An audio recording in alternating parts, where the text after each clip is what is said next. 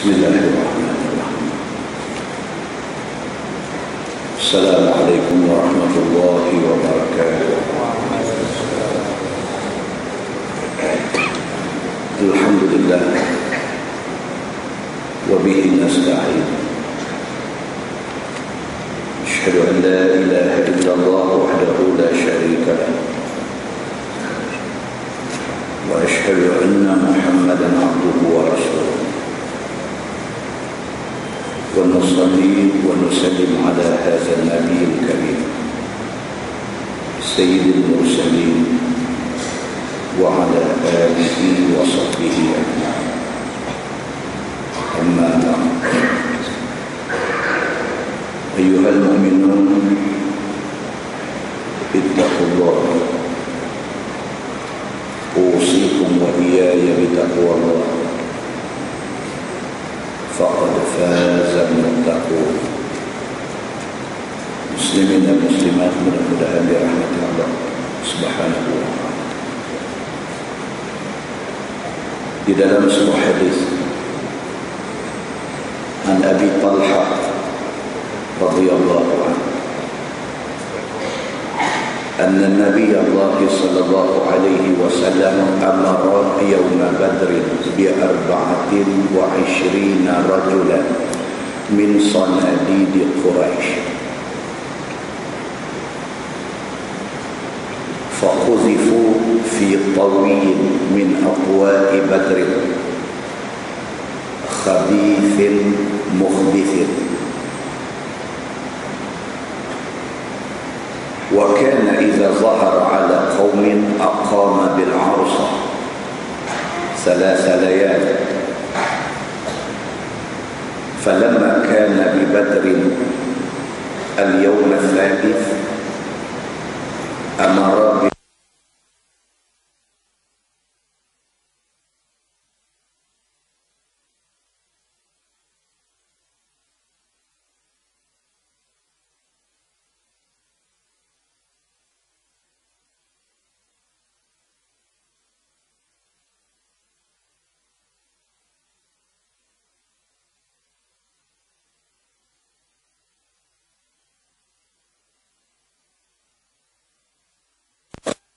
آبائهم يا فلان ابن فلان ويا فلان ابن فلان أيسركم أنكم أطعتم الله ورسوله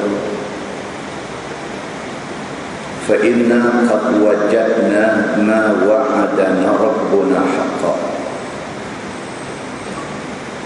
فهل وجدتم ما وعد ربكم حقا؟ فقال عمر يا رسول الله ما تكلم من أجساد لا أرواح لها؟ فقال رسول الله صلى الله عليه وسلم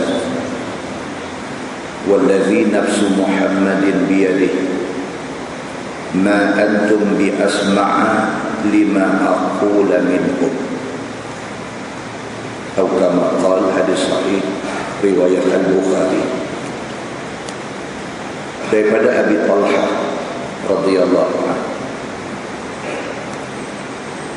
kata dia anna Nabi Allah sallallahu alaihi wasallam amara yawma Badrin ب24 رجلا من صناديد قريش. Kata Abu Talha, Nabi SAW memerintahkan supaya dilempar 25 bangkai pembesar Quraisy ke dalam lubang batu yang seumpama telaga yang menjijikkan di Badar. Muslimin dan muslimat yang dirahmati Allah sekalian, dalam hadis ni Abu Talha nak cerita kejadian yang berlaku selepas tamatnya perang Badar. Bila selesai perang Badar, Islam menang. Selepas 3 hari, apabila Islam menang, segala bangkai musuh yang mati di dalam perang Badar itu, Nabi SAW perintahkan supaya dilempar dalam satu lubang. Dalam satu riwayat hadis dia sebut qalib, lubang besar yang seumpama telaga. Dilempar 24 bangkai orang kafir Quraisy yang mati di dalam perang Badar. Selepas 3 hari, kata hadis itu, summa qama ala syafatir raki, Nabi SAW berdiri di tepi lubang itu, lubang yang menjadi tempat dilempar musuh-musuh, bangkai-bangkai musuh yang mati dalam perang Badar. Nabi berdiri di tepi lubang itu. Faja'ala yunadihim bi asma'ihim wa asma'i abaihim. Nabi berdiri, Nabi panggil nama mereka ni satu-satu. Nama mereka sekali dengan bin bapa mereka. Kalau dalam sebuah hadis riwayat Imam Muslim yang menceritakan tentang Nabi SAW, satu hari tengah sembahyang di tepi Kaabah, tiba-tiba di kalangan pembesar Quraisy ni duk cabar-mencabar di antara sama-sama mereka. Hak seorang tu kata, siapa berani pergi ambil perut unta busuk, pergi lumbuk atas belakang Nabi apabila Nabi sujud sembahyang. Bangkit satu orang menyahut cabaran itu. Dia kata, aku akan buat. Apabila Nabi SAW pergi sembahyang, waktu Nabi sujud, dia bawa perut unta busuk, dia pergi lumbuk atas belikat Nabi SAW. Nabi SAW tahan benda tu. Sahabat-sahabat Nabi yang tengok ni bercinta dalam hati, rasa macam nak pergi tolong, nak pergi buang perut unta busuk ni, tapi tak berani. Sehinggalah Fatimah anak Nabi, apabila orang beritahu dekat dia, dia berlari-lari main, dia ambil, dia buang benda tu sambil mulut dia marah-marah kepada orang yang buat macam tu pada bapa dia. Bila Nabi SAW bangkit daripada sujud, Nabi SAW doa. Nabi sebut, Allahumma alaika bi Quraisy, Allahumma alaika bi Quraisy, Allahumma alaika bi Quraisy, 3 kali. Nabi kata, ya Allah, musnahkan Quraisy ini. Walhal Quraisy itu bangsa Nabi, tapi melihatkan kepada jahat mereka ni, melihatkan kepada teruknya mereka ni. Nabi dakwah, Nabi ajak elok-elok, Nabi tunjuk akhlak yang tertinggi, tak jadi pengajaran kepada mereka ni, bahkan mereka buat pula ke Nabi SAW. Tak pernah Nabi doa benda tak elok kepada bangsa sendiri. Tapi hari itu Nabi doa, Allahumma alaika bi Quraisy, ya Allah, pelingkup buang Quraisy ni. Dalam hadis Muslim diceritakan,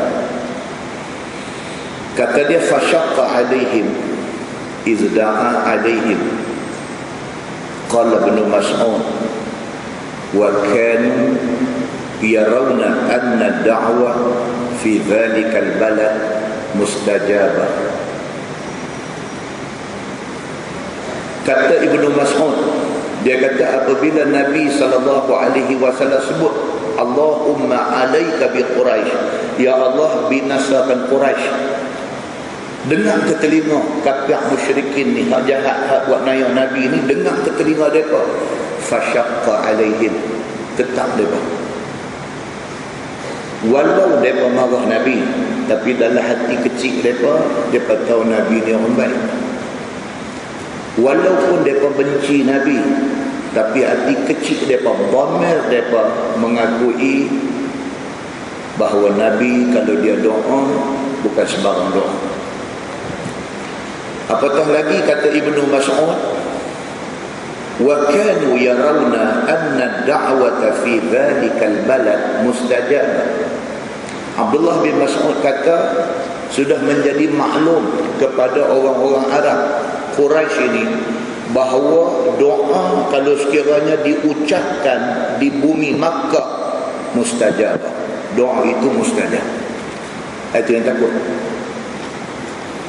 Bila Nabi angkat kepala daripada sujud, Nabi kata Allahumma alaika bi Quraisy, ya Allah binasakan Quraisy, mereka takut.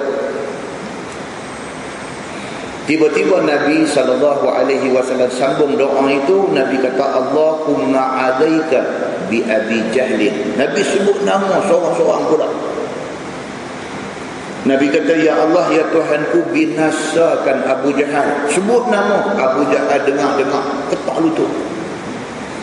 Allahumma alaika bi Utbah bin Rabi'ah, ya Allah binasakan Utbah bin Rabi'ah, wal Walid wa Syaibah wa Umayyah bin Khalaf wa Utbah bin Abi Mu'aid. Nabi sebut nama 1, 2, 3, 4, 5, 6, 7.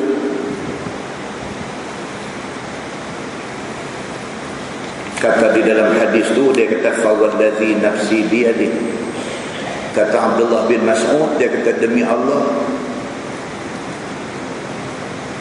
Tuhan yang nyawa aku ada di dalam tangan dia. Laqad ra'aitu allazina 'adda Rasulullah sallallahu alaihi wasallam sar'a fil qalil Badr. Kata Abdullah bin Mas'ud, dia kata demi Allah sesungguhnya aku bilang nama yang Nabi sebut di dalam doa itu. Nama hak Nabi sebut tu satu-satu mati di dalam perang Badar, dan mayat mereka, bangkai mereka dicampak satu-satu ke dalam lubang besar yang ada di Badar itu. Mustajab doa Nabi sallallahu alaihi wasallam. Hadis yang kita baca pada malam ini ekoran daripada cerita itu. Dia kata qama ala syafatir raki, Nabi berdiri di tepi lubang hak 3 hari lepas dia lempak mayat-mayat mereka ni. Faja'ala yunadihim bi asma'ihim wa asma'i abaihim. Nabi sebut nama mereka hak tadi ni. Abu Jahal Nabi sebut nama satu-satu dengan nama bapa mereka sekali Nabi sebut. Nabi kata ayasurrukum annakum ata'tumullaha wa rasulah. Nabi duk cakap seorang di tepi lubang yang menjadi tempat lungguk mayat-mayat Quraisy yang mati dalam perang Badar ini. Nabi kata alangkah baiknya kalau sekiranya kamu sebelum mati kamu taat kepada Allah dan Rasul. Nabi bercakap di tepi lubang tu, Nabi kata alangkah baiknya kalau sekiranya hampa dulu Islam dan taat kepada Allah dan Rasul. Fa inna qad wajadna ma wa'adana rabbuna haqqan. Nabi kata sesungguhnya kami orang Islam, kami telah pun melihat dan mendapati bahawa apa yang Tuhan kami janji benar belaka. Allah Subhanahu wa taala sudah bagi tahu kata kepala-kepala kafir musyrikin ini akan mati dalam perang Badar macam yang Allah janji jadi. Fahal wajadtum ma wa'ada rabbukum haqqan? Nabi tanya kepada bangkai orang kafir musyrikin ada dalam lubang tu. Nabi kata hampa macam mana? Adakah yang Tuhan hampa yang hampa percaya kata Tuhan itu janji dekat hampa jadi sungguh? Nabi kata kami orang Islam, Tuhan kami janji jadi. Hampa macam mana? Adakah hak Tuhan hampa janji jadi? Qala, kata Abu Talha, faqala Umar Al-Khattab, dia ada sebelah Nabi. Bila Nabi duk cakap ke mayat orang kafir, duk ada dalam lubang. Bila Nabi duk cakap ke mayat ni, Umar tanya Nabi.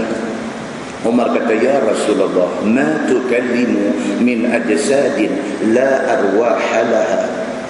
Umar kata, ya Rasulullah, Tuhan bercakap kepada jasad-jasad, kepada bangkai-bangkai yang tak menyawa. Umar tanya. Dia ni matilah. 3 hari lepas dah kita humban mayat daripada lubang ni. Tuhan bercakap kepada bangkai, kepada mayat, kepada jasad-jasad yang tak menyawa. Umar tanya kepada Nabi SAW. Faqala Rasulullah SAW, wallazi nafsu Muhammadin biyadih, ma antum bi asma'a lima aqulu minhum. Nabi jawab kepada Umar Al-Khattab, Nabi kata, tidaklah hampa lebih mendengar cakap aku daripada mereka dah mati ni. Maksudnya apa? Nabi nak habaq kata, kalau hampa kata hampa dengar aku cakap, mereka lebih dengar lagi apa aku cakap. Mayat, bangkai kafir Quraisy, Abu Jahal dan sebagainya yang ada dalam tu, Nabi kata hak aku cakap tadi ni, hak aku kata kat mereka, alangkah baiknya kalau dulu hampa jadi orang Islam, alangkah baiknya kalau dulu hampa taat Allah, alangkah baiknya kalau dulu hampa taat Rasul. Yang aku kata dekat mereka tadi ni, aku kata kat mereka, adakah Tuhan hampa janji, Tuhan hampa tunai? Tuhan kami orang Islam janji, dia dah tunaikan benda tu semua. Hampa macam mana? Hak aku duk kata tadi, sahabat-sahabat duk dengar. Nabi kata hampa dengar tu, kalau nak lawan dengan mereka hak mati ni dengar, mereka dengar lebih jelas lagi, kata Nabi SAW. Kata Qatadah ni bukan sahabat, dia tabi'in. Dia dalam nak menguraikan hadis ini. Qatadah ni kalau tuan-tuan baca dalam tafsir, rajin jumpa nama dia. Kalau baca dalam kitab hadis, rajin jumpa nama dia. Qatadah ni siapa? Ulama besar tuan-tuan. Dia ulama mufassir, dia ulama tafsir Quran. Dia masa dulu dia berguru dekat siapa? Dia berguru dekat Anas bin Malik.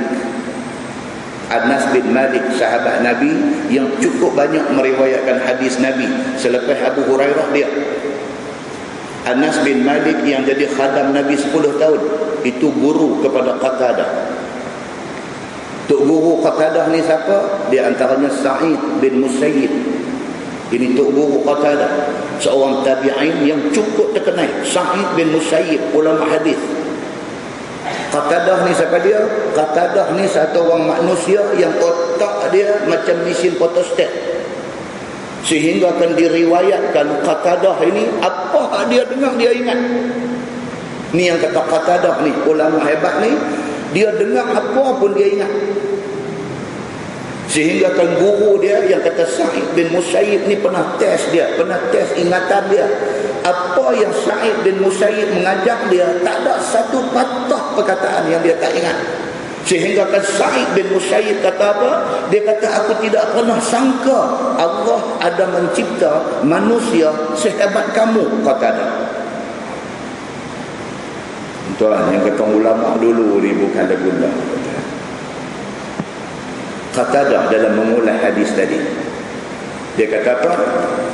Ahya'umullah. Bangkai-bangkai kafir musyrikin yang dilempar dalam lubang tu, Qatadah kata ahya'umullah, Tuhan bagi mereka hidup. Hatta asma'akum qawlahu tawbikhan wa tasghiran wa naqimatan wa hasratan wa nadaman. Kata Qatadah apa? Allah Subhanahu wa ta'ala bagi mereka ni hidup bukan hidup bangkit nak lari balik ke rumah dah. Hidup dalam erti kata mereka boleh dengar apa Nabi kata. Allah buka hijab sehingga mereka boleh dengar suara Nabi, mereka boleh dengar Nabi kata apa walhal mereka mati dah. Sehingga kan mereka boleh dengar taubihan Nabi pelekeh mereka. Nabi pelekeh mereka. Wa tasghiran, mereka boleh dengar Nabi mengecil-ngecilkan mereka.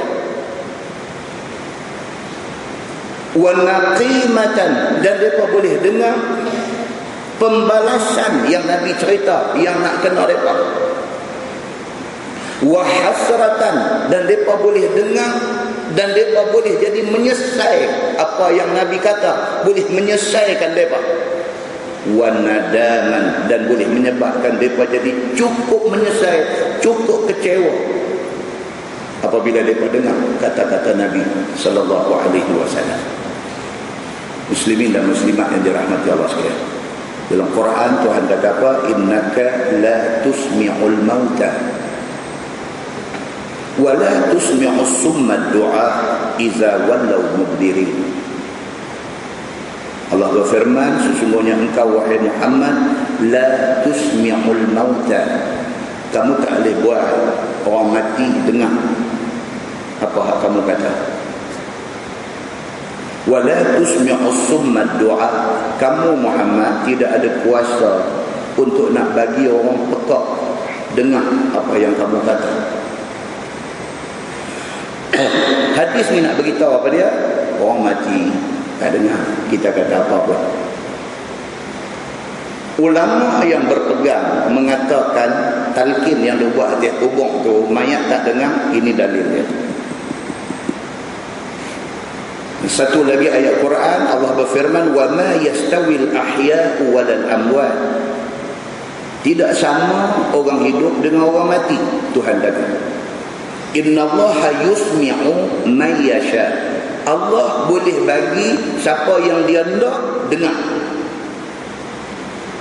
Orang mati tak boleh dengar, tapi dalam kes-kes tertentu Allah boleh bagi orang mati dengar. Wa ma anta bimusmi' man fil qubur, tapi engkau wahai Muhammad tidak ada kuasa nak bagi orang dalam kubur dengar apa yang hang cakap. Ayat-ayat ni nak bagi tahu dekat kita kata apa? Kata orang mati tak boleh dengar apa yang orang di atas dunia ni cakap. Tak boleh dengar.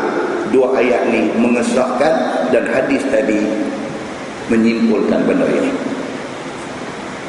Mereka boleh dengar kalau Allah kehendaki. Dalam kes apa? Dalam kes Nabi SAW, dia pergi berdiri di tepi lubang yang dilempar bangkai-bangkai kafir dalam perang Badar. Nabi bercakap, ketika itu Allah nak Abu Jahal dengar walaupun dia dah mati. Dia dengar apa Nabi kata. Dalam keadaan biasa, wa ma anta bimusmi'in man fil qubur, kamu wahai Muhammad, Tuhan kata, kamu tidak ada kuasa nak bagi orang mati dengar apa yang kamu kata. Maka golongan yang berpegang dengan ayat-ayat yang kita baca ni, mereka mengatakan talqin yang dibaca di atas kubur itu tidak didengar oleh mayat. Maka dia lebih kepada tazkirah kepada orang yang menghantar mayat. Orang yang tanggung mayat kita tanam duk tunggu ni, tu imam baca apa pun, dia baca ayat Quran ke, dia baca hadis ke, dia baca apa pun, untuk hak tanggung mayat ni, untuk mereka dengar dan mereka berubah, bukan untuk mayat. Pasal apa? Pasal mayat Quran kata mereka tak dengar. Di dalam sebuah hadis lain menceritakan tentang makhluk Allah yang ada di atas muka bumi ini dengar kalau mayat kena balun menjerit. Hadis riwayat daripada Aisyah radhiyallahu anha, kata dia, dakhalat alayya ajuzani min ajuzin yahud al-Madinah faqalata inna ahlal qubur yu'azzabuna fi quburihim. Qalat fakadzabtuhuma wa lam un'im an usaddiqahuma fa kharajata wa dakhala alayya Rasulullah sallallahu alaihi wasallam fa qultu lahu ya Rasulullah inna ajuzaini min ujuzi yahudi al-Madinah dakhalata alayya فزعمتا أن أهل القبور يعذبون في قبورهم فقال النبي صلى الله عليه وسلم صدقت إنهم يعذبون عذابا تسمعه البهائم قالت فما رأيته بعد في صلاة إلا يتعوذ من عذاب القبر أو كما قال حديث صحيح رواية إمام مسلم. Aisyah kata satu hari dua orang perempuan tua Yahudi mai rumah dia. Perempuan tua daripada kalangan orang Yahudi mai rumah Aisyah. Nabi tak ada rumah. Dia masuk mai, dia beritahu dekat Aisyah. Dia kata inna ahlal qubur yu'azzabuna fi quburihim. Yahudi ni kata dekat Aisyah. Dia kata Aisyah hang tahu dah, orang dalam kubur tu duk kena azab. Aisyah bila dengar benda tu, fakazzabtuhuma, dia tak percaya. Pasal dia tak pernah diberitahu oleh Nabi kata masuk kubur ada azab. Nabi tak pernah habaq kat dia lagi. Yahudi ni main habaq kat dia. Yahudi ni tahu mana? Yahudi daripada kitab Taurat. Taurat sudah cerita benda ni. Bila mai perempuan tua Yahudi habaq kata orang dalam kubur tu ada yang kena azab, Aisyah tak percaya. Pasal apa? Pasal Nabi tak habaq. Bila balik aja perempuan Yahudi ni, Nabi sampai nak rumah. Aisyah beritahu. Aisyah kata, ya Rasulullah, tadi ada dua perempuan tua Yahudi mai bagi tahu kata orang dalam kubur kena azab. Betul ke? Faqala Nabi sallallahu alaihi wasallam, sadaqata. Nabi kata dua-dua apa yang dia cakap tu dua-dua dia betul. Memang betul kita bila mati masuk kubur, dalam kubur ada azab. Nabi kata innahum yu'azzabuna azaban tasma'ul baha'id. Nabi kata dalam kubur itu ada azab, dan azab kubur itu didengar oleh menatang ternakan. Lembu, kerbau, kambing, biri-biri dengar. Bunyi orang kena balun, bunyi orang kena azab, bunyi orang dalam kubur itu lembu, kerbau dengar. Manusia tidak dengar. Yang dengar ni lembu, kerbau. Dalam sebuah hadis lain Nabi SAW kata falaula an la tadafanu la da'autu Allah an yusmi'akum min azabil qabri allazi asma'u minhu. Nabi kata kalau tidak kerana aku takut hampa lari bila dengar benda tu, aku akan minta kepada Allah, la da'autu Allah, aku akan minta kepada Allah Subhanahu wa taala an yusmi'akum min azabil qabri, supaya Allah bagi hampa dengar bunyi orang kena azab dalam kubur. Kalau tak kerana aku takut hampa lari, aku akan minta kepada Allah supaya Allah angkat hijab yang tutup telinga kita ni. Kita dengar bunyi orang duk menjerit dalam kubur kena azab. Allazi asma'u minhu. Nabi kata ya, aku dengar pula ni. Nabi kata. Nabi dengar. Manusia lain tak dengar. 5-6 hari lepas dalam radio Kedah ke radio Pulau Pinang, saya tak tahu, ceramah agama, ustaz tu punya duk abang ni, duk abang kata di kampung dia, satu kampung boleh dengar suara orang duk kena azab menjerit dalam kubur. Apa punya pembohong ustaz ni. Sedua cerita saya pasang tu, dia duk abang tu, dia nak abang, dia nak marah orang yang tak buat talqin atas kubur, dia nak marah. Masalah nak buat talqin, tak mau buat talqin ini masing-masing ada hujah. Saat lagi saya nanti baca hadis yang dipegang oleh orang yang kata talqin itu didengar. Sekali kita nanti baca hadis dia. Itu hujah dia. Golongan yang tak mau buat, ni hujah kita duk baca lah ni. Quran kata wa ma anta bimusmi'in man fil qubur. Quran kata kamu wahai Muhammad tidak boleh membuatkan orang dalam kubur dengar apa yang kamu kata. Kalau mereka dengar, aku yang memberi dengar. Bukan kata orang mati semua boleh dengar. Seperti mana aku memberikan izin kepada kafir Quraisy yang mati dalam perang Badar, dengar apa yang kamu cakap. Itu kes-kes tertentu. Dalam kes biasa, wa ma anta bimusmi'in man fil qubur. Kamu wahai Muhammad, walaupun kamu nabi, kamu tidak ada kuasa nak bagi orang mati dengar apa yang kamu cakap. Itu ayat Quran, dan itu dalil yang dipegang oleh golongan yang mengatakan kalau kita bidoh abang, wahai Syamsuri binti apa, sat lagi kamu akan didatangi oleh malaikat.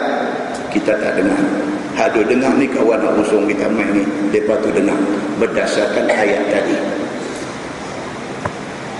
Ustaz ni dia nak marah orang yang tak buat talqin ni. Dia kata mengaji baru berapa hari, baru berapa kitab baca, dia yang tu dia.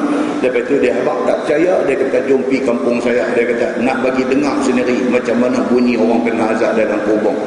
Masya Allah tuan-tuan.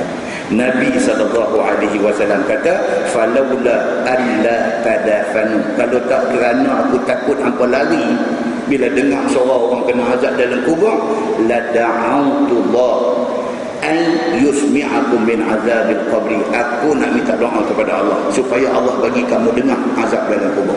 Maksudnya dengar ke tak dengar. Nabi kata kalau tak kerana hampa ni penakut, aku dah minta bagi Allah angkat hijab bagi hampa ni. Pasal apa? Pasal Nabi kata aku dengar. Hadis itu hadis sahih riwayat Imam Muslim. Muslimin dan muslimat yang dirahmati Allah. Manakala hadis yang dipegang oleh golongan yang kata talqin itu didengar oleh orang mati, hadis riwayat daripada Imam Abu Dawud. Hadis itu menceritakan kata apa? Wa qala Nabi sallallahu alaihi wasallam wa innahu la yasma'u khafqa ni'alihim idza wallaw mudbirin. Orang yang ditanam dalam kubur itu sesungguhnya Allah bagi dia dengar bunyi tapak kasut orang yang hantar dia di kubur nak balik. Bunyi tapak kasut nak balik itu didengarkan kepada orang yang baru dikebumikan tadi. Hina yuqalu lahu, ketika mana dia disoal, ya haza man rabbuk wa ma dinuk wa man nabiyuk. Seorang malaikat kata dekat dia, siapa Tuhan kamu, apa agama kamu, siapa nabi kamu. Ini hadis riwayat Imam Abu Dawud, dan hadis itu juga sahih. Jadi apa nak abang tuan-tuan? Cerita sama ada orang mati nak buat talqin ke tak mau buat talqin, itu bukan soalnya. Pasal apa? Dua-dua ada hadis. Satu yang kata dengar, dia ada hadis dia. Hak kata tak dengar, dia ada hadis dia. Bertengkar tentang soal talqin, bukan cerita dia. Nak buat ceramah, nak marah-marah orang buat talqin pun bukan cerita dia. Nak buat ceramah, nak marah-marah orang tak buat talqin pun bukan cerita dia. Bukan itu tajuk yang orang Islam nak kena bercakap. Tapi tajuk yang kita nak kena bercakap apa dia? Hadis riwayat daripada Abdullah radhiyallahu anhu, kata dia, qalat Ummu Habibah zaujun Nabi sallallahu alaihi wasallam, Allahumma amti'ni bi zawji Rasulillah sallallahu alaihi wasallam wa bi Abi Sufyan wa bi akhi Muawiyah. Qala faqala Nabi sallallahu alaihi wasallam, qad sa'alti Allah li ajalin madrubatin wa ayyamin ma'dudah wa arzaqin maqsumah la yu'ajjila shay'an qabla hillih aw yu'akhkhira shay'an an hillih walau kunti sa'alti Allah an yu'idhaki min 'adzabin fil nar aw 'adzabin fil qabri kana khairan wa afdal. Atau kama qala, hadis sahih riwayat Imam Muslim. Hadis ni berlaku kepada satu isteri Nabi yang bernama Ummu Habibah. Siapa dia Ummu Habibah ni? Dia anak kepada Muawiyah bin Abi Sufyan. No, dia anak kepada Abu Sufyan dan dia adik kepada Muawiyah bin Abi Sufyan. Abu Sufyan bapa dia Muawiyah yang menjadi khalifah pertama bagi kerajaan Bani Umayyah itu abang dia. Dia di satu hari minta doa kepada Allah, Allahumma amti'ni bi zawji. Dia minta, ya Allah ya Tuhanku, berikanlah nikmat panjang umur, murah rezeki dan sebagainya kepada suami aku, iaitu Rasulullah sallallahu alaihi wasallam. Ummu Habibah minta doa dekat Allah, ya Allah panjangkanlah umur suami saya Nabi Muhammad, murahkanlah rezeki dia, rezeki Nabi Muhammad, wa abi dan bapa aku Abu Sufyan, wa akhi dan abang aku Muawiyah bin Abi Sufyan. Dia minta kepada Allah supaya Allah panjang umur, Allah murah rezeki Nabi, bapa dia dan juga abang dia. Nabi SAW bila dengar benda tu, Nabi kata dekat dia, Nabi kata, wahai Ummah Habibah, Nabi kata, apa yang hang minta tu tak ada guna pun. Nabi kata, pasal apa? Hang minta panjang umur, hang minta murah rezeki, benda tu Tuhan tentu dah. Nabi kata, benda tu semua dia kata ajal ma'dudah, benda tu semua tempoh yang dah ditentukan. Aku nak mati bila, Tuhan tentu. Bapa hang nak mati bila, Tuhan tentu dah. Abang hang nak mati bila, Tuhan tentu dah. Tak boleh minta benda tu, Nabi kata. Hang nak minta murah rezeki, rezeki Allah dah tentu dah. Bahagian kita akan mai ke kita. Kita disuruh usaha pasal kita tak tahu rezeki kita banyak mana, kita disuruh usaha. Tapi hak nak mai itu Tuhan tentu dah. Jadi kalau hang nak minta panjang umur, hang nak minta murah rezeki, Nabi kata tak payah. Nabi kata, sebaliknya wahai Ummah Habibah, walau kunti sa'altillah ayyu'izaki min azab finnar. Kalau hang nak minta kepada Allah, minta selamat daripada api neraka. Nabi kata, au azabin fil qabri, ataupun minta selamat daripada azab dalam kubur. Hak tu yang anak kena minta. Kana khairan wa afdal. Nabi kata itu lebih baik dan itu lebih afdal. Nabi kata. Muslimin dan muslimat yang dirahmati Allah sekalian. Maksudnya apa? Nak bertentang masalah talqin. Semalam kita baca hadis di Masjid Perang Gada Penang. Satu sahabat main daripada Iraq, jumpa sahabat Nabi, nak tanya tentang masalah darah nyamuk yang kena baju. Boleh tak boleh bila darah nyamuk kena baju, nak pakai baju tu sembahyang? Sahabat Nabi tanya dia balik. Dia kata, mimman anta? Hang ni mai dari mana?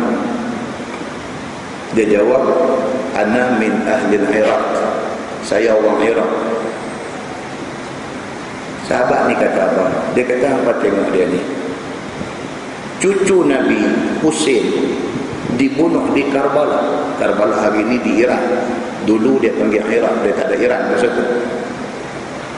Cucu Nabi dibunuh di Iraq. Darah cucu Nabi ditumpahkan di negeri dia.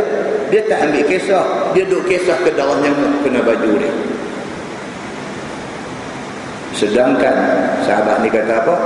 Aku pernah dengar Nabi SAW bersabda, Nabi kata cucu aku Hasan dan Husain, mereka adalah kebanggaan aku di dunia ini. Hadis tu nak cerita apa? Keutamaan yang kita nak kena faham. Hak mana lebih penting daripada yang penting? Bukan soal nak bertengkar masalah talqin qada ni, bukan ini yang penting. Tapi hari ini sudah jadi trend dalam masyarakat kita. Ada dua ustaz duk bawa dua jalan. Hak satu ni punya marah dekat orang yang buat talqin, hak satu ni punya marah kepada orang tak buat talqin. Apa benda ni? Hak satu mengajar pusin pi pusin mai, nak abang kata kunut suruh tak payah baca. Hak satu ni mengajar pusin pi pusin, nak marah orang tak baca kunut. Bila nak selesai benda ni? Ini bukan tajuk baru, tajuk lama. Kalau hak baca pun dia ada nas yang dia pegang, kalau hak tak baca pun ada nas dia yang dia pegang. Kalau hak nak talqin atas kubur ni, nak panggil wahai Samsuri bin Iyab, dia pun ada hadis yang dia baca. Kalau hak tak mau buat, dia pun ada hadis yang dia baca. Tak salah pun benda tu. Buat hak mana yang dia yakin, buat. Jangan bertengkar benda ni. Bila sampai dalam televisyen pun masuk isu ni, sampai dalam radio pun masuk isu ni, penat tuan-tuan. Orang Islam ada banyak benda lain yang lebih penting yang nak buat. Tak mahu kita heret masyarakat kita hari ni bincang benda-benda yang macam ni. Macam mana sahabat Nabi kata tadi, hang mai daripada Iraq mai ke Madinah kerana nak tanya hal darah nyamuk kena di baju. Najis kata najis, boleh tak boleh pakai semayang. Yang cucu Nabi orang tumpah darah di negeri hang tak bincang benda tu. Muslimin dan muslimah yang dirahmati Allah sekalian, sudah-sudahlah benda ni. Kita ambil satu jalan daripada dia, berlapang dada. Selagi mana benda yang dicakapkan itu ada sandaran dia, kita hormat dia. Dia dengan apa yang dia pegang, kita dengan apa yang kita pegang. Tidak ada sebab kita nak jadi bergaduh di antara dua ini. Muslimin dan muslimah yang dirahmati Allah sekalian. Dia main pula dalam TV hari ni lagi satu apa dia? Itu abang pula dalam TV, saya tak tengok. Satu yang tengok ni main kata, Mereka abang kata, tuan-tuan tahu tak pasal apa Masjid Nabawi tu tak dibuka 24 jam macam Masjidil Haram. Masjidil Haram 24 jam pintu buka, boleh pergi bila-bila masa. Masjid Nabawi dia ada waktu tutup, ada waktu buka. Dia kata pasal nak bagi Nabi SAW rehat. Kalau tidak Nabi tak boleh rehat, dia jawab salam orang ramai. La ilaha illallah. Biar abang dalam TV benar ni.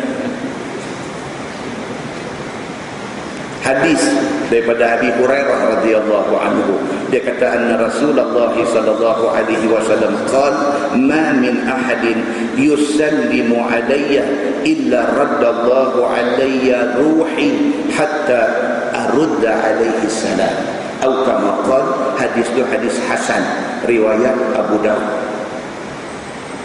Daripada Abu Hurairah, dia kata Nabi SAW bersabda, Nabi kata ma min ahadin yusallimu alayya, siapa pun yang mai di kubur aku bagi salam kepada aku, Nabi kata, illa raddallahu alayya ruhi, melainkan Allah bagi roh balik ke badan aku, hatta arudda alaihi salam, sehingga kan aku boleh jawab salam orang itu. Ini bukan perkiraan dunia, ini bukan cerita atas dunia dah, ini dah cerita akhirat dah. Cerita penat Nabi ini bukan dia tajuk yang nak dibincangkan. Dia pergi abang kata pasal apa yang Masjid Nabawi itu tutup tak buka 24 jam, pasal tak bagi Nabi penat jawab salam. Tuan-tuan, awaklah orang ada cakap agama ni pergi jadi lagu ni lah ni. Muslimin dan muslimah yang dirahmati Allah sekalian, jangan tuan-tuan, Quran hadis diturunkan bukan habuan kita nak faham dengan kepala otak kita, tetapi dia mestilah dipaham mengikut yang dikehendaki oleh Allah Subhanahu wa ta'ala. Sebab hadis Nabi kata apa? Man fassara al-Qur'ana bi ra'yihi fa asaba faqad akhta. Siapa yang tafsir Quran ikut sangka-sangka akal dia, fa asaba, tiba-tiba teka dia kena, faqad akhta. Nabi kata itu kira salah. Pasal apa? Pasal Quran hadis tidak boleh kita faham dan agak-agak akal kita untuk nak abang ke orang, tak boleh. Dia mesti habang berdasarkan macam yang Allah, macam yang Nabi SAW mahu. Dia tak boleh pandai-pandai. Dan dalam hadis dia kata, man fassara al-Quran bi ra'yi falyatabawwa maq'adahu minan nar. Siapa tafsir Quran dengan akal dia, tempat di neraka siap dah untuk dia. Benar dia kena jaga. Tak boleh suka hati kita pergi buat cerita-cerita karun, hidangkan kepada masyarakat kerana atas sebab-sebab yang tertentu. Tidak boleh. Melainkan benda tu mesti ditafsirkan mengikut macam mana yang Allah, macam mana yang Nabi SAW mahu. Dia kena betul. Mudah-mudahan mukadimah itu memberi manfaat kepada kita, insya-Allah. Kita menggunakan Bahrul Mazi jilid 14. Bahrul Mazi jilid 14 muka surat 10. Tuan-tuan tengok di bawah tu, dia kata masalah berlambat-lambat dan tidak gopoh. Lampu kereta PHJ 4622, lampu tolong tutup, lampu duk nyala. PHJ 4622. Baik, dia kata berlambat-lambatan dan tidak gopoh-gapoh, itu yang disuruh oleh syarak kita. Masih cerita bulan lepas lagi. Nah, habaq kata orang Islam ni, Allah ni kita kata tadi. Dia kata tadi apa dia? Dia kata demikianlah jua, dia kata amal yang lain-lain yang kita duk buat ni, biarlah pertengahan jua, jangan melampau-lampau. Dia nak abang yang tu. Kita ni buat apa pun jangan melampau, jangan over, jangan ekstrim, jangan terlebih daripada hak sepatutnya. Nak pergi masjid, nak mengaji, nak apa, pergi, tapi jangan sampai mengabaikan keluarga. Kita nak pergi terlibat dengan dakwah, dengan apa, nak pergi apa-apa, pergi, tapi jangan sampai tak menyediakan apa-apa untuk keluarga di rumah. Kita ni dalam apa hal pun Nabi SAW kata apa? Wa khairul umur awsatuha. Sebaik-baik perkara itu ialah kamu ambil yang sederhana. Jangan terlebih sangat. Sekali lagi kalau jatuh sakit. Tuan-tuan baca hadis cerita tentang Juraij. Itu hadis sahih. Cerita tentang Juraij. Dia mai karang ni dalam agama ni, nak beribadat kepada Allah ni. Juraij ni sampai ke tahap apa? Tinggal rumah semua, pi masuk dalam hutan, pi buat satu sauma'ah. Dia kata pi buat satu pondok dalam hutan. Dia duduk di pondok tu, dia semayang tunggu terbalik, hari-hari dia puasa dan sebagainya. Bagus tak dia buat tu? Bagus. Mak mai di rumah, mak panggil, dia tengah duduk semayang sunat. Dia dengar suara mak dia. Dalam hadis kata apa? Dia berbelah bagi. Aku nak terus semayang sunat ke, nak pergi mak panggil ke? Dia kata semayang ni Allah lagi besar. Dia terus semayang. Mak balik. Esok mak mai lagi sekali, sama juga, tengah duduk semayang juga. Dia kata orang tua ni selalu main masa aku semayang. Saya tak semayang, dia tak main. Aku duduk semayang ni menghadap Allah, Allah lagi besar. Dia habis semayang dia. Keluar, mak dia dah balik. Beberapa kali kena, mak sudah keluar di mulut. Mak kata apa? Ya Allah, ya Tuhanku, anak aku ni alim sangat dia ni. Tunjuk sikit kat dia, sebelum dia mati, biar dia kena satu fitnah, baru dia ada akal. Mak ni kecil hati, sudah keluar macam tu. Kena tak Juraij ni? Kena, tuan-tuan. Tiba-tiba terfitnah dia. Dia tak jahat, terfitnah. Kata ulama hadis, itu doa mak sudah kena ke dia. Terfitnah dia ni. Satu perempuan jalan, telah diupah oleh orang jahat. So dia mengaku, kata anak dengan kandungan dia anak Juraij. Bila tersebar cerita dalam masyarakat, kata dia ni, perempuan ni mengandung anak Juraij. Orang kampung dengar-dengar, oh, kata yang duk semayang pergi terbalik, rupanya tak boleh pakai. Nampak tu tak? Benda ni dia sangat sensation, dia kata sangat sensasi. Kalau orang lebay sangat, kalau orang pergi buat cerita anak calak ni, memang jalan kan? Memang jalan. Dia ikut agama, dia buat serius. Orang melawak pun bagi fikir lain, dia buat begitu. Kawan duk peram dia. Satu hari dia ni kena baru dia tahu Abu kami. Orang duk geram. Bukan pasal kita jahat, tapi pasal kita terlampau baik itu orang tak suka. Satu hari yang kena orang pedak betul dengan dia ni. Jadi kita bukan buat apa-apa pun kat dia. Cuma kita ni nak jadi Abu Darda lah. Orang ni bukan suka kita duk buat lagu tu. Duk tunjuk alim ni, duk tunjuk warak, duk tunjuk apa, bukan semua orang suka. Orang tunggu aja satu hari yang tersepak benda tersungkuk aja, bukan main nak jijak ke belakang. Kata dandan mereka tahu, duk baca khutbah sakan, rupanya perangai uduk. Nampak? Kena orang. Muslimin dan muslimat yang dirahmati Allah sekalian. Apabila Abu Darda jumpa Nabi sallallahu alaihi wasallam, dia kata Salman sudah buat macam ni. Nabi kata apa? Sadaqa Salman. Nabi kata betul apa yang Salman buat tu. Maksudnya apa? Hang jangan melampau sana. Muslimin dan muslimat yang dirahmati Allah sekalian. So dia kata apa di situ?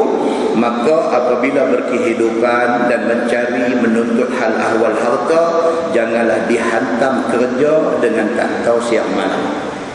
Dalam bab dunia, kerja ni sampai tak ada main masjid.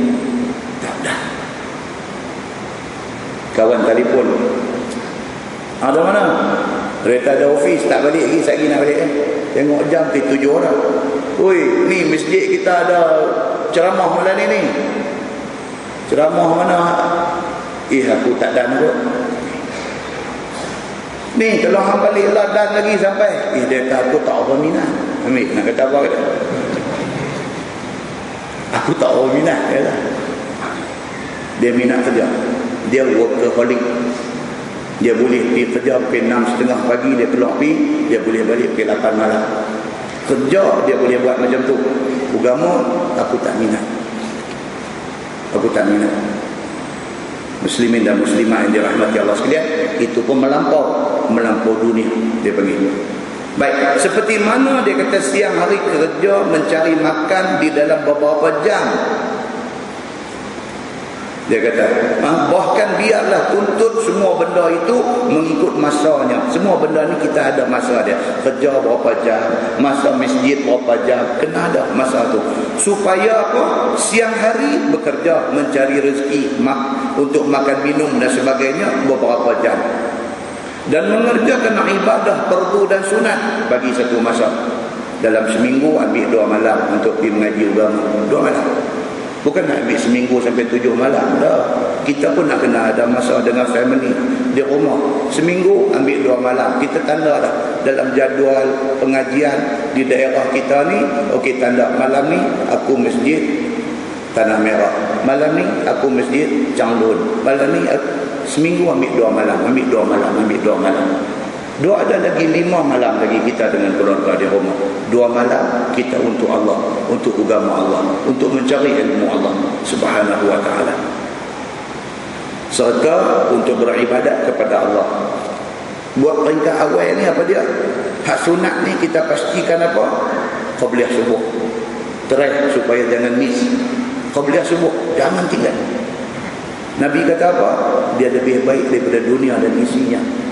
2 rakaat qabliyah subuh lebih baik daripada dunia dan isinya. Kalau macam tu besar pahala dia, jangan miss. Yang tu dulu start. Tambah duha 2 rakaat. Pukul 8 dah masuk dah duha. Kalau kita ada tempat kerja, tempat apa pun, kalau kita boleh ambil setengah jam untuk pergi minum pagi, tak kala 5 minit untuk duha kita tak boleh ambil. Ambil 5 minit, Allahu Akbar, 2 rakaat duha. Tambah dah qabliyah subuh, duha. Satu lagi alang-alang. Apa dia? Witir sebelum tidur. Witir. Habis tak ada. 1 rakaat. Allahu Akbar, 1 rakaat. Assalamualaikum. Kita buat daripada tak buat. Bila kita duduk jalan mana tu, jalan dia main kuat sikit, 3 rakaat. Witir 3. Qabliyah subuh, duha, witir 3. Tuan-tuan, akhirat esok tengok tu saja pahala Tuhan bagi menyelesai kita. Kita kata, kalaulah aku start buat awal dulu ni, berapa banyak aku dapat. Allahu Akbar. Menyesal. Pasal apa? Umur 48 baru start ni. Qabliyah subuh, baru start duha, baru start witir. Umur 48. Kalaulah masa umur 40 aku start, alhamdulillah, lepas dah. Tetapi better late than never. Orang putih kata lambat pun tak apa daripada tak buat langsung. Muslimin dan muslimat yang dirahmati Allah sekalian. Baik, kemudian dia kata apa? Menuntut rezeki dengan berjimat cermat dan juga dengan berhati-hati. Yang tu ulangan tu abang yang tu lah. Kita ni cari rezeki pun hati-hati, jaga halal haram, belanja pun jaga, jalan halal dan jalan haram dan sebagainya jaga. Untuk buka sebelah, dia main satu hadis, saya baca hadis dia saja. Hadis di muka surat sebelah. Dia kata Ani bin Abbas an Nabi sallallahu alaihi wasallam qala lil Ashaj Abdul Qais inna fika khaslatain yuhibbuhuma Allah al-hilm wal ana. Daripada Ibnu Abbas, daripada Nabi sallallahu alaihi wasallam bersabda, Nabi bersabda kepada satu orang yang bernama Al-Ashaj Abdul Qais. Nabi kata dekat dia, wahai Al-Ashaj, pada kamu ada dua benda yang Allah Subhanahu wa taala suka. Apa dia? Yang pertama al-hilmu, yang kedua al-ana. Yang pertama dia terjemah di situ, dia kata panjang hati, dan yang kedua wal-ana, dan juga berlaun, maksudnya buat kerja cermat. Kalau tuan-tuan tengok balik cerita Al-Ashad ni, dia ni apa dia? Di muka surat sebelah patah balik. Kalau nak tahu cerita Al-Ashad ni, kita baca sikit. Dia kata demikianlah tersebut di dalam hadis yang dikeluarkan oleh At-Tirmizi, iaitu satu orang yang bernama Al-Ashad, ataupun nama sebenar dia Al-Munzir bin A'iz. Dia satu hari mai jumpa Nabi SAW dengan beberapa orang kawan dia daripada negeri Yaman. Dia ni orang Yaman. Orang Yaman, orang Sana'a, orang panggil orang Hadrami, orang Hadramaut. Kalau banyak duk main Malaysia lah ni. Apa nama? Habaib ni. Geng-geng Habib-Habib. Apa yang duk masuk Malaysia main macam-macam nama dengan qasidah, dengan apa-apa semua ni. Hari ni asal mereka orang Yaman. Orang Yaman. Orang Yaman ni banyak hadis menyebutkan tentang kebaikan dan keistimewaan mereka ni, orang Yaman ini. Dan sehingga kan Nabi pernah kata iman di Yaman. Nabi kata, nah abang kata banyak istimewa orang-orang Yaman ini. Di antara istimewa orang Yaman ni apa dia? Mereka ni kebanyakan hati lembut. Kebanyakan orang Yaman ni hati lembut. Disukai mereka ni oleh Nabi SAW.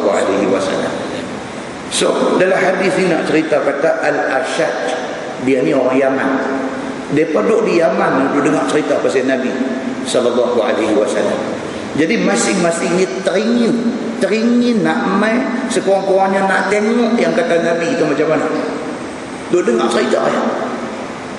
Jadi kemudiannya dia kata apa? Dan ia yang kata Al-Ashad ini kepala kepada utusan daripada Yaman itu. Kedatangan mereka itu kepada Nabi SAW dengan beberapa rindu dan ingin nak memandang wajah Nabi SAW. Yang tu aja. Nak mai daripada Yaman, daripada Sana'a, nak mai ke tempat Nabi duduk di Madinah ni. Mai tu kerana apa? Kerana duduk dengar cerita, jadi teringin nak tengok Nabi. Itu saja. Baik, apabila sampai dia ke Madinah, Nabi, maka Nabi SAW pun sedia menyambut dengan segala sahabatnya. Bila sampai aja mereka ni, Nabi memang welcome. Nabi tunggu nak sambut mereka. Dan orang utusan Al-Ashad itu pun begitu banyak, ramai dengan dia daripada Yaman ni nak mai jumpa Nabi. Tiada tertahankan diri mereka itu hendak mencium Nabi SAW. Ni tak boleh tahan ni. Mai nak tengok muka Nabi, kalau boleh nak cium tangan Nabi, itu saja keinginan dalam hati mereka yang main begitu penyajau ni. Melainkan Al-Ashad saja, seorang yang tiada mana tadi tak tertahan nak mencium Nabi, sehingga masing-masing terjun akan diri mereka daripada unta untuk nak mencium Nabi. Sampai lagu tu sekali ni tak boleh tahan ni. Sampai di Madinah, nampak Nabi tu terjun merojek daripada unta ni. Yang kata puak Yaman ni awak yang sampai lagu tu tak boleh tahan hati ni nak tengok Nabi. Tonton Nabi tu ada di depan macam kita lah, tak nak pergi Mekah. Tiba-tiba satu hari Allah bagi rezeki sampai di Mekah tuan-tuan. Keluar daripada hotel ni, duk jalan main ke Masjidil Haram ni, masuk tu for the first time mata kita tengok dinding Kaabah. Tuan-tuan, selama-lama ni kita duk tengok gambar ya. Tengok gambar Kaabah, tengok dalam TV yang kata Kaabah, lagu tu je. Sedap tak sedap, macam tak percaya. Tu dia Kaabah duduk depan. Mulut tak cakap apa, sebek air mata tu. Dia jadi lagu tu. Unexplained. Satu perasaan yang tak tahu nak abang macam mana, tak tahu nak abang. Dia sebab pun ada, dia ketak dada pun ada, dia sedih pun ada, dia seronok pun ada, dia tak tahu. Perasaan yang bercampur baur. Masuk daripada pintu King Abdul Aziz tu, duk berjalan-jalan kot lorong ni, excited nak tengok ni yang kata Kaabah yang kita duk semayang, duk menghadap ke arah dia ni. Tak tahu sampai nampak dinding Kaabah hitam, kain kelambu tu, pi nampak Kaabah seketul duk ada depan. Muka ni dia sebek yang mata turun dekat. Demikian hal kita pergi Madinah. Daripada airport Jeddah turun naik bas duk pergi Madinah ni 5 jam perjalanan ni. Duk naik atas bas ni duk selawat Allahumma salli ala Muhammad Allahumma lena 5 jam. Sampai tengah malam dijangka kita sampai di Madinah. Kalau ada rezeki sampai dan sembahyang subuh. Macam tu punya keadaan. Jadi selawat ke lena. Driver bas ni pun bawa bas dengan siku yang kata haram. Dia bawa bas, bukan dia pegang steering ni. Dia pun siku atas steering sebelah kita cakap handphone. Kita duduk belakang duduk tengok. Kata dia ni biar mesti dia bawa bas lagu ni. Tanya kawan depan, hang tengok meter dia berapa meter. Kau ni duduk balik apa? 160. Dah. Alah bawa bas tuan-tuan. 160 dia tekan. Lepas tu dia kata abang dia suruh slow ke. Nak lagu mana kawan depan ni kata abang dah kata suruh slow. Tak apa dia kata kalau mati syahid. Baru tu main ramai. Tak tahu ni ada teh bah ni wakil daripada syarikat travel ni bagi tahu. Dia kata apa? Ibu-ibu, bapa-bapa, kita kurang lebih 15 minit akan masuk ke sempadan Madinatul Nabi. Dia kata dia buat pendek Indonesia dia. Kan? Dengar kata 15 minit nak masuk Madinatul Nabi ni. Dengar tu dia merah dah. Dia merah dalam dada ni, dia merah. Hilang dah mengantuk semua. Mata duk tengok jalan depan ni, duk pergi. Dia kata ibu-ibu, bapa-bapa tengok di sebelah hadapan arah ke kanan itu ya, itu menaranya Masjid Nabawi. Dia kata amboi macam sinetron bunyi.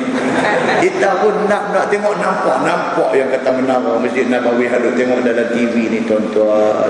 Nampak depan mana dia main dada ni macam steamroll gelek. Dia main yang motor lah. Tuan-tuan, itu tanda ada iman. Itu tanda ada iman. Ni aku duk baca hadis dia, duk dengar orang baca hadis dia, duk cuba nak beramal segala suruh dia. Ni aku nak sampai dah ni. Sat lagi aku nak pergi salam dekat Nabi. Hadis yang kita baca tadi ni duk ingat dalam kepala ni. Ni Allah bagi roh kepada Nabi untuk jawab salam kita ni. Dia bila duk ingat benda tu tuan-tuan yang mutabahat. Tak cakap apa dah. Bini duk sebelah, anak duk sebelah, dia kata ayah awak ayah, tak cakap apa dah. Ayat mata dia. Tanya awak lagi lekas dia duduk. Dia tak boleh. Nampak tak reti perasaan tu. Geng Al-Ashad daripada Yaman bila sampai nampak Nabi tentang tahlil. Tak kejun daripada unta ni, terekam pergi dekat Nabi dan tangan-tangan, tak dan tangan jubah boleh tarik dia cium. Tak tahu nak abang sayang kepada Nabi SAW. Berbeza dengan Al-Ashad. Dia tak buat begitu. Dia duduk atas kenderaan dia, orang lain pakai terjun tinggal habis unta kuda ni pakai tapa pergi pegang cium Nabi apa semua. Dia tak buat begitu. Dia tengok aja kelaku kawan-kawan dia, dia macam biasa. Dia pergi cari tempat mandi manda, pakai wangi-wangi semua elok-elok, pakai baju bagi bersih-bersih apa semua, baru pergi masjid Nabawi. Bila sampai di Masjid Nabawi, dia masuk sembahyang sunat tahiyatul masjid. Lepas sembahyang sunat tahiyatul masjid, sementara nak tunggu masa waktu, dia pergi dekat Nabi. Bila sampai dekat Nabi, dia pegang, dia peluk, dia cium Nabi. Dia kata, ana uhibbuka fillah.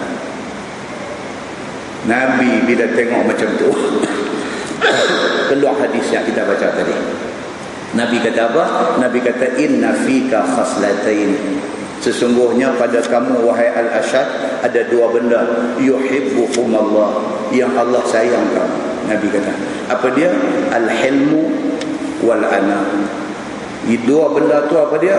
Al-hilmu, sabar, wal-ana, dan fikir panjang. Dua benda yang ada kat hang ni, Nabi kata Allah suka. Rupanya tuan-tuan, yang kata Nabi SAW ni, mata dia perhati. Dia perhati. Dalam geng ramai-ramai ni, ada seorang tak buat macam orang lain terjun main buat gopoh-gopoh. Dia steady aja. Dia ambil time, dia pergi mandi, dia wangi-wangikan diri dia apa-apa semua, baru dia main bawa. Nabi kata Allah sayang hang. Pasal apa? Hang ada dua benda. Hang satu orang yang sabar, dan hang satu orang yang fikir panjang. Itu hadis dia. Kemudian yang kedua tu dia kata an Sa'al bin Sa'ad As-Sa'idi qala Rasulullah sallallahu alaihi wasallam al-ana min Allah wal ajalah min asy-syaitan. Sama macam bulan lepas. Sabar, tenang, tenteram itu daripada Allah, gopoh-gopoh itu daripada syaitan. Tonton tengok muka surat sebelah. Dia bila main 9.30 dia style baca sudah jadi macam tu. Muka surat sebelah hadis dia kata Nabi Darda anin Nabi sallallahu alaihi wasallam qala man u'tiya hazzahu min ar-rifqi faqad u'tiya hazzahu min al-khair.